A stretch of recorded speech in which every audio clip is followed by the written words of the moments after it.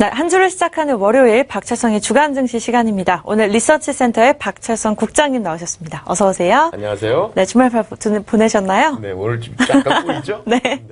오늘 어떤 소식 준비하셨나요? 자, 그 상장사 중에 넥스트림이라고 있습니다. 여러분들 혹시 차트 보고 계시면 한번 일봉 차트를 한번 켜보시겠어요? 자, 이 투자 경고 종목인 넥스트리밍 폭등 주가가 한국거래소를 비웃고 있습니다. 거래소가 철저히 농락당했다는 게 시장의 전반적인 분위기입니다. 이 넥스트리밍 주가가 전저점 대비 거의 4배 뛰었습니다. 비정상적 급등이라는 지적입니다. 급기야 한국거래소가 나섰습니다. 거래소는 지난 7일과 11일 2회에 걸쳐서 넥스트리밍을 투자주의, 종가 급변 종목으로 지정 공시했습니다. 강력한 옐로우 카드였습니다. 이는 누군가가 장 마감 직전에 넥스트리밍 주식을 대량 매수했다는 겁니다. 주가 급등이 그렇게 연출됐다는 얘기입니다. 세력에 의한 종가 관리, 작전 의혹이 제기됐습니다. 또 지난 12일 거래소는 넥스트리밍의 특정 계좌 매매 관여 과다 종목 공시를 했습니다. 특정 계좌가 넥스트리밍 주가에 깊숙이 관여하고 있다는 내용인데요. 누군가에 의한 주가 조작 의혹까지 제기됐습니다. 거래소는 넥스트리밍을 투자 경고 종목으로 지정했고 매매 거래 정지 예고까지 공시했습니다. 그런데도 넥스트리밍 주가의 고공 날갯짓은 계속됐죠. 주가 폭등 관련 공시 이후에도 넥스트리밍 주가는 무려 2.7배 급등했습니다. 마치 거래소를 비웃듯 연거푸 신고가를 경신했습니다. 네, 전체적으로 흐름 짚어주셨는데요. 그렇다면 넥스트리밍 주가 흐름은 어떻게 되고 있나요?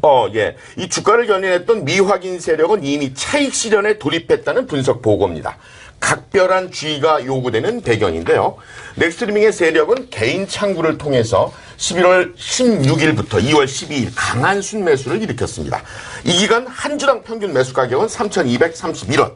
최근 이들 세력이 차익 실현에 나섰습니다. 그들은 2월 13일부터 22일 시세 차익을 챙겼습니다. 평균 매도 가격은 6,502원. 차이가 많이 나죠? 이 외국인도 매도에 나섰죠. 2월 15일부터 22일 사이 19,896주를 팔아치웠습니다. 이 기간 외국인의 평균 매도 가격은 7,043원. 현재 넥스트리밍 주가가 고점을 유지하는 이유는 최근 기관의 매수세 덕분이죠. 기관은 2월 15일부터 22일 사이 149,331주를 순매수했습니다. 이들의 매수 평균 가격 7,070원입니다. 현재 넥스트리밍 일봉 그래프를 한번 보시겠어요? 이동 평균선이 참 아름답습니다. 완벽한 정배열입니다. 그러나 전문가들은 세력의 나머지 차익 실현 매물이 쏟아지면 급 역배열로 전환된다고 강력히 경고했습니다. 자, 여러분, 요즘이 지난해 4, 4분기 실적이 발표되는 결산 시즌입니다. 이 주식시장에는 상장 폐지 주의보가 내려졌죠. 지난 10일 금감원에 따르면 전체 상장사는 2,230개사, 이들 기업 중에 98.3%인 2,191개사가 12월에 결산하는 법인입니다. 해당 기업은 3월 말 정기주 총 일주일 전까지 회계감사 결과를 보고해야 되는데요. 자, 이 대목에서 이제 관리 종목이라는 것에 상당히들 관심을 많이 갖게 되죠. 관리 종목 지정은 상장 폐지라는 레드카드 직전에 옐로우 카드를 의미합니다. 네, 현재까지 흐름 전체적으로 짚어주셨는데 그렇다면 앞으로의 방향은 어떻게 될지 짚어주시죠. 네, 그것도 중요하고요. 일단 그 넥스트리밍 같은 경우에는 이제 관리 종목에 대한 이슈가 있거든요. 그래서 일단 관리 종목 지정 사유를 한번 점검하면 사업 보고서 미제출, 또 감사 의견 비적정, 자본 잠식, 거래량 미달, 공시 의무 위반, 이거 상당히 다양합니다. 하지만 장기 영업 손실 항목은 코스닥 시장에만 해당이 됩니다. 코스닥 상장 규정상 4년 연속 영업손실을 기록하면 관리 종목으로 지정이 되죠. 관리 종목 지정 후에도 영업적자를 벗어나지 못하면 큰일입니다. 그때는 한국거래소에 상장 적격성, 실질심사 등을 거쳐서 상장 폐지 수순 밟기에 들어가게 됩니다. 2015년부터 2017년까지 이미 3년간 영업적자가 지속한 기업이 지난해에도 흑자 전환에 성공하지 못했다면 4년 연속 영업손실 기업입니다. 관리 종목에 지정될 수 있습니다. 이 한국거래소에 따르면 2017년까지 3년간 적자를 이어온 코스닥 업체 33개사로 나타났죠.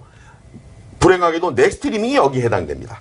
하지만 넥스트리밍은 지난 8일 매출액 또는 손익구조 30% 이상 변동을 공시했습니다. 공시는 매출액 증가로 인해서 영업이익과 단기 순이익이 개선됐다는 건데요.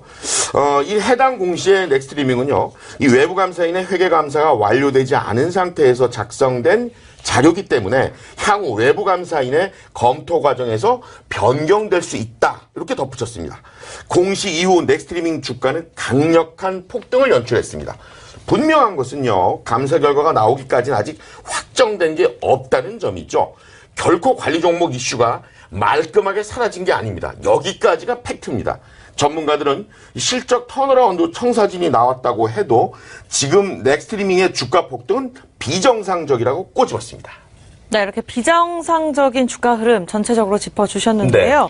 그렇다면은 또 다른 낌새가 있다고 들었습니다. 어떤 내용일까요? 좀 낌새는 좀 너무 강한 것 같고요. 네. 그 넥스트리밍 종속회사에 대한 의문이 제기가 됐어요. 네, 어떤 의문이죠? 회계 및 재무지표, 기업 분석을 전문으로 하는 스카이홀딩스 김천년 대표가요. 4년째 적자인 기업이 종속회사를 세운다. 결코 순수해 보이지 않는다면서 이는 영업비용을 상대하는 등 반드시 불순한 이유가 있을 것이라고 꼬집었습니다. 일단 그 넥스트리밍의 최대 주주는 코스닥 상장사 솔본이죠. 여기에 계열사인 솔본 인베스트먼트, 포스코 신문사가 모두 29.87%의 지분을 가지고 있습니다. 그런데 솔본의 최대 주주 홍기태 대표로 확인됐습니다. 솔본 지분 30.66%를 갖고 있습니다. 결국 넥스트리밍의 실제 주인은 솔본 대표 홍기태 회장입니다. 이 코스닥 상장사 솔본이 눈길을 끄는 이유가 바로 그건데요. 솔본의 전신은 새로운 기술이죠. 많이들 아실 거예요. 지난 94년 창업자 오상수 사장이 자본금 1억 원으로 세웠습니다. 새로운 기술은 99년 코스닥 시장에 상장했습니다. 이 새로운 기술이 99년 자회사인 다이얼패드를 통해서 인터넷 무료 국제전화 서비스를 한다고 발표했죠. 그리고 주가가 폭등했습니다. 이를 기반으로 새로운 기술은 2000년 유상증자를 했습니다. 이를 통해서 약 3,800억 원의 자금을 조달했습니다. 이 과정에서 분식회계가 적발됐습니다. 2002년 창업자인 오상수 사장이 구속된 이유입니다. 같은 해 새로운 벤처 투자의 홍기태 대표가 오상수 사장과 경영권 분쟁을 벌였습니다. 당시 적대적 M&A 논란이 일었는데요. 결과적으로는 홍기태 대표의 승리, 그가 새로운 기술을 인수했습니다. 그리고 2004년 지금의 이름 솔본으로 변경이 된 건데요. 한편 그 계열사가 몇 개 있는데 그중에 포커스 뉴스라고 있습니다. 2017년 5월 31일 적자가 113억 원에 이르자 폐업 처리됐습니다. 네, 해당 기업과 또 인터뷰를 진행했다고 들었는데요. 어떤 내용이죠? 자, 취재진이 넥스트리밍 관계자와 전화 인터뷰를 실시했습니다. 말씀처럼. 네. 자, 비정상적 주가 폭등 이유와 배경이 뭐냐? 질문 던졌습니다. 2018년도 결정까지 했을 때 관리 종목 기간 이슈가 있었어요. 근데 이제 올해까지 별도 영업이익단에서 이제 턴어라운드를 하지 못하면은 이제 관리 종목 지정이 될 수 있는 상황에 처했었거든요. 이번에 이제 별도 영업이익단에서 턴어라운드를 하면서 관리 종목 지정 이슈가 좀 해소가 됐어요. 키네마스터라고 저희가 지금 동영상 편집기라는 앱이 있는데 성장을 굉장히 많이 했고요. 2017년도에 한 17억 정도 매출을 했었는데 2018년도로 프리어로 봤을 때 한 48억 정도 매출하면서 한 200% 이상 성장을 했거든요. 매출 자체가. 저희가 이런 호재성 관련해서 30% 변동공시 나가면서 2월 8일쯤에 시장에 이제 정보를 제공을 드렸는데 투자자문서라든가 이런 데서 방문도 많이 하시고 좀 관심을 많이 보여주시더라고요. 추가로 저희가 워낙에 이제 물량이 시장에 안 나오다 보니까 조금 이제 관심 있으셨던 분들이 조금 주가 오를 때쯤에 2월 한 중순부터 해가지고 많이 매수를 하시더라고요.